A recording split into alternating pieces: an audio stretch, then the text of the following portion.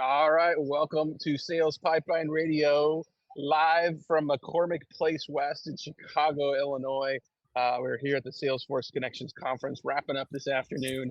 But Sales Pipeline Radio waits for no man or woman. So excited to be here live with you. Excited to have John Flannery live from North Coast San Diego. We're going to talk a little bit about sales strategy. We're going to talk a little bit about entrepreneurship. We're going to talk a little bit about family and have a real fun conversation today. If you are joining us live on Sales Pipeline Radio, hopefully you are not. If you're in here, come on over. I'm over by the Fig and Prosciutto sandwich line. So you can come on. They got a few left. Dinner lunch is almost over here. But if you want to join us live, come by the table. If you're watching or listening live, we're glad that you're here. You can be part of the show. If you have a comment on what we're talking about today, if you've got a question for John, throw that into the comment section. We will see that. We can refer to that. We can comment on that. We can bring it up on screen. Have some fun with that. If you are watching and listening on demand, thank you so much for continuing to subscribe, to download. Over 250,000 of you have downloaded episodes of Sales Pipeline Radio over the years, and just could not be more appreciative. And of course, every episode, if you like what you hear today, if you're a first timer here and you like this, every episode, past, present, and future of Sales Pipeline Radio, always available at salespipelineradio.com. Very excited for our guest today, John Flannery, sales trainer to the stars. We met at a Sales Power 2.0 or Sales 2.0 conference in San Francisco years ago, and just really enjoyed learning from you, and just consider you a friend, and thank you so much for being here. Matt, thank you. I believe you started 2008. Is that right? 2018. Yeah, no, 2008. You're right. I got my decades wrong. 2008. Yeah. 2008. I was 2005, and we met at Selling Power in downtown San Francisco. Yeah. And we had a great conversation. Our initial conversation was good, and there's been many thereafter. Thank you for inviting me on your show. Thank you. And one of the many reasons I appreciate you is when we did our prep call last week for this, I assumed we were going to be talking about like sales technology, sales strategy.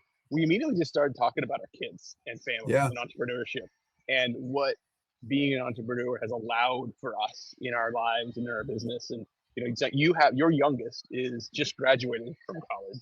Yeah. My oldest is a junior in high school and is at the beginning of that path.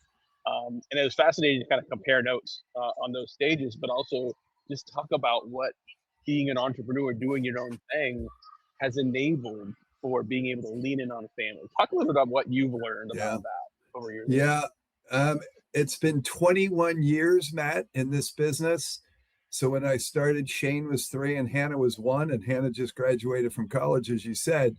So being an entrepreneur at that time meant something very different than it does today, right? So at the time when I started, the kids were young. There was no school, no rigor around that I could dive in. But in the first couple of years after they got going to school, I really had to carve out different times to support my wife, who had the hardest job on planet Earth, stay-at-home mom, and working part-time. As we get later into our career here, I think the ability to have the flex in the schedule to get to college volleyball matches or to graduation we just had and the things that we have, it's a blessing. But I'll tell you, that multitasking on the front end of the career with small kids, you're smiling because you and your wife have dealt with it. It's a trade-off. Instead of working for a bigger company where things are more structured and formal, I can make my own calendar. And the comment is, you only have to work half time. You just decide which 12 hours of the day you want to work. And that's what it's been. I wouldn't trade it. How about yourself? Yeah, I would. So it was November 2008. The market had just tanked. Like we were in the financial markets were in free fall. My wife finally pregnant with our first child, Claire, who's junior in high school now. And so like at the time it didn't feel as scary because I had something lined up and I thought I could get a couple other prospects to close, and one of them I did. It was just me and a laptop. Like there was no employees, there's no payroll, there's nothing like we have today. But it's been a lot of hard work. Martha Stewart was the afternoon keynote yesterday, and the gal that was interviewing her at one point said, like, you've just been just this rocket ship of success. And Martha immediately interrupted and said, no, this has been a slog. This is still a slog. I love the slog. And I think to realize it and to be able to lean into it, knowing that no matter who you see out there, like they've been at it for a very long time. Yeah. There are no overnight successes. And, you know, if you're willing to lean into what is really a slog, it's doing hard work. It's sort of a variation of, you want to be great at sales, in sales, you got to be good at prospecting. You got to be good at the details. You have to be good at just the daily activity and the regular no's. And you have to just be oblivious or ignorant or whatever to keep moving forward for something that you really believe in. And I think whether you're John Flannery or Martha Stewart, like the story's kind of the same. Yeah. Yeah. I would like to say I have her reach. I haven't looked at the news. I haven't looked at the news today, Matt. I do this. I get a Yeah. feed. I Yeah. get some feeds on business news, but I don't look at the general news. I'm up at 5:30, Yeah. quiet time for 30 minutes. And then I'm here till 5:30, 6 o'clock. I don't do it 70, 80 hours a week like I used to. I now work out. I take care of myself. Different part of my career, right? Totally different. Yeah. But the balance thing always comes up. You see that in articles and in podcasts and things. I'm not really sure how you do that. I've been doing it a long time. Yeah. But I wouldn't trade it for anything. The headaches and the successes that go along the way. The slog is true. Most of what I do, I love. Some I don't, but that's the part we call work. I mean, that's kind of the gist everywhere, right? Like someone told me once, they said, like, the grass is greener on the other side because it's fertilized with BS, right? Like, it's not real. It's not what you think it is. And you know, even the dream jobs, like I could live my life 100 times over and probably not be as lucky as I am right now with my family and my life and my work. And it's not all fun and games. It's frustrating. It's stressful. Like, there's a lot of, but you know, if you sort of have a vision for what you want out of that and what that's enabling, I think for a long time, like, I think, I don't know how much this resonates with other people listening or watching. Like, for a long time, just the slog was the slog. Like, I was just like, I don't know where this is going. I just know I'm going to work hard. I'm going to continue to try to move up the chain a little bit, continue to try to make a little more money, find the right place for me and the right job for me. And then that was kind of like, there was no end in sight. Kind of like when you're young, you're like, well, I'm never going to die. This is going to continue. And at a certain point, you're like, well, what am I doing this for? And it doesn't mean you stop working. It doesn't mean you get lazy, but it means you start to put things in context. You put the things that are most important to you in context. And everyone may have a different version of what that is. For me, it's centered around family and faith. So understanding what's most important to you and then aligning the work, and in some cases, the hard work, the continued slog, in support of that. It makes it worthwhile. I agree. I would say family autonomy is very important to me. Yeah. I don't have to work with a particular prospect. I don't have to do something at a particular time of the day, but the accountability is still full, and I thoroughly enjoy it. It's given me the ability to match up with people like you, other people I want to work with. It's great. It's fun. So let's pivot here. We've got on Sales Pipeline Radio today, John Flannery. He is a longtime sales trainer, sales expert, author, blogger, producer, songwriter, all the things. And, you know, I'm curious, like, I mean, you and I both been doing this a long time. And, you know, there's a focus on, for me, it's a focus on pipeline. For you, it's a focus on sales excellence. But how to go about that has changed significantly for both of us, you know, in the last 18, 20 years. What is relevant right now? When you're in front of sales leaders, helping them design the sales systems that are going to be successful rest of this year and beyond, like, what are you prioritizing for them? Yeah, the topic hasn't changed. The content within the topic has. It's buying. How are people buying? Improving your selling results doesn't mean you refine your pitch. You get your elevator pitch. You learn what to say in the first 13 seconds of a phone call, although we work on all those things. It's understanding buying. And you can't talk about buying and you can't talk about business with those two letters popping up everywhere, AI. We know what they are, but it's really making sure that sales leaders are helping their sellers to understand what is going on in the buying side. And last year, Matt, in the middle of the year was a funky time in business. I'm talking Great Recession. I'm talking about COVID. I'm talking about all sorts of things where there was such great uncertainty in the market into what policy was going to impact business for the next 3 to 6 months. I'm talking about tariffs and just general uncertainty. We had to refresh again.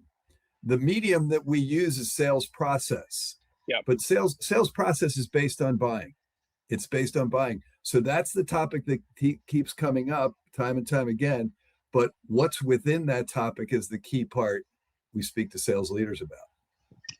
I like that framing, and I've heard a lot of people, kind of pivot the way they talk from selling to buying. And I think it's a really, really valuable frame, because if you just focus on the way you want to sell, the way your sales process was set up when you sold before. Like, I have a good friend who, I worked with him in a company that was selling to real estate agents, and he had come from a long, successful career at IBM. And he was bringing an IBM sales process to residential real estate agents where you could have a one-call close. So like there were things that those processes had in common, but the buying process was radically different.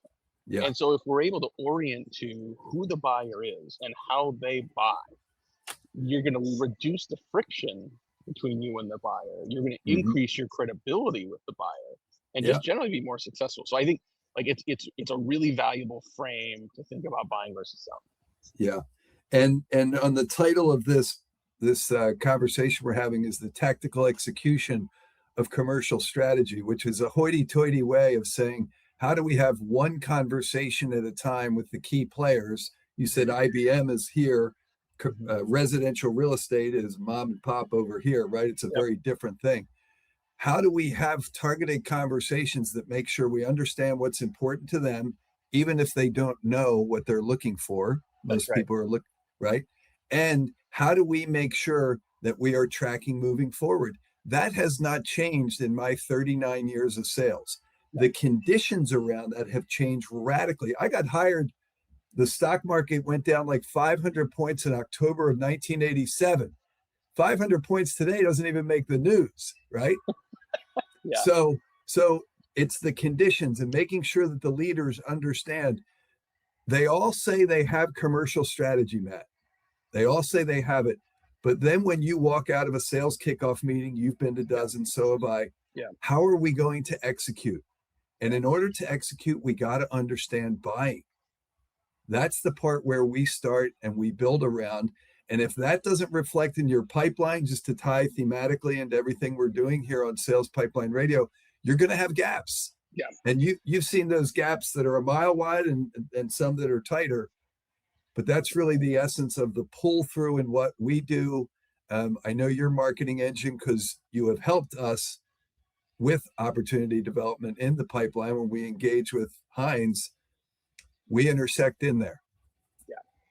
Yeah, I think it's important to make sure that you've got alignment. So there's jazz hands alignment at sales kickoff, right? Where the leaders get up on stage and say, we're all on one team, we all believe in the same thing. And then there's operational alignment on Thursday morning. Like, how does the team actually operate? And I think the increased accelerated use of tools, and I'll say we've had tools in sales forever. Like, AI is just another form of that. But if we expect these tools to be successful, we have to tell them what to do. And I think what we're finding in a lot of organizations is there is a lack of defined workflow and process that is fundamentally creating the inconsistencies we see from humans executing. And this isn't just sales, this is marketing, CS, this is all departments. If you're just relying on humans and institutional knowledge to do this, that bubblegum and scotch tape application might work in the past. But if you now expect certain components of that to be autonomous, if you haven't developed not just the workflow for that component, but the integration in, during, and out in a complex, increasingly complex buying motion. So I've never been a big, the process is boring to me. The process is essential to unlocking this. Here comes we're going to get that voice from heaven again, telling us we're late for our flight to Cleveland. I'd like the Cobb salad. Yeah, I think they're out. Like there's if you want the quinoa power bowl, I think they're almost out of that. They're definitely out of the hot chicken sandwich. I don't recommend the hot honey chicken sandwich. It was very dry. It's a conference center, right? Like they had to make 5,000 of these. What are you gonna do? It's McCormick. It's huge. It's enormous. We're only in like the west part of it. There's a bigger part over across the train tracks. It's crazy. Let alone like they built this thing nowhere near hotels, so it's out in the middle of nowhere. So like the taxi and the Uber line is ridiculous. Yeah, you're on the pier. You're out there on the lake. Way out Matt, you said jazz hands at the kickoff meeting.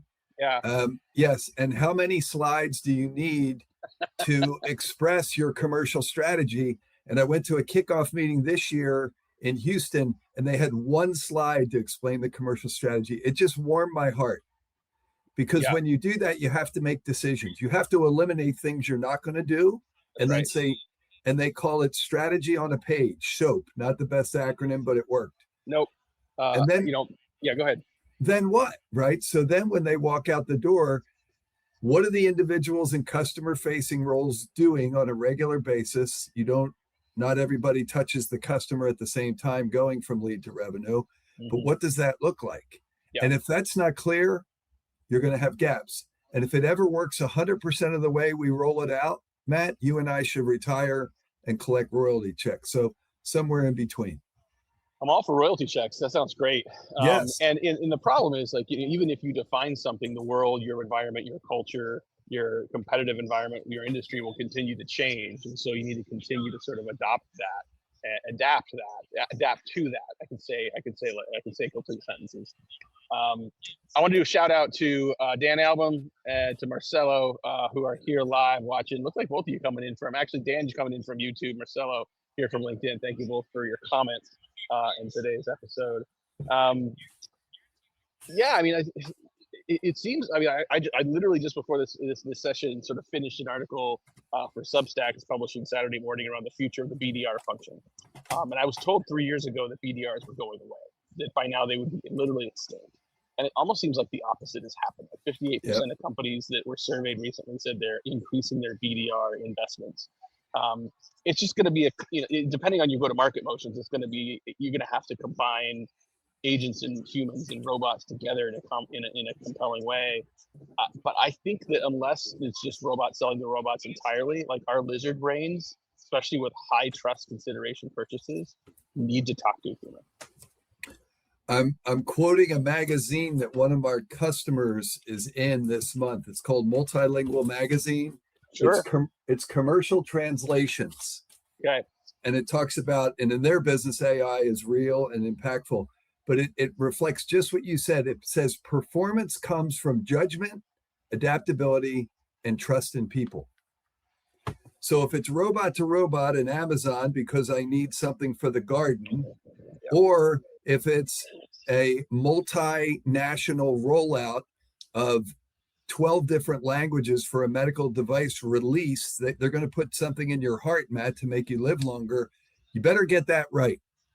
Yep. And that's a human conversation, right? So all this talk of, I replace my BDRs with $90 a month of bots, I don't buy it.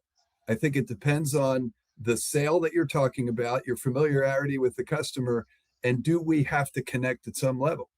I agree with you.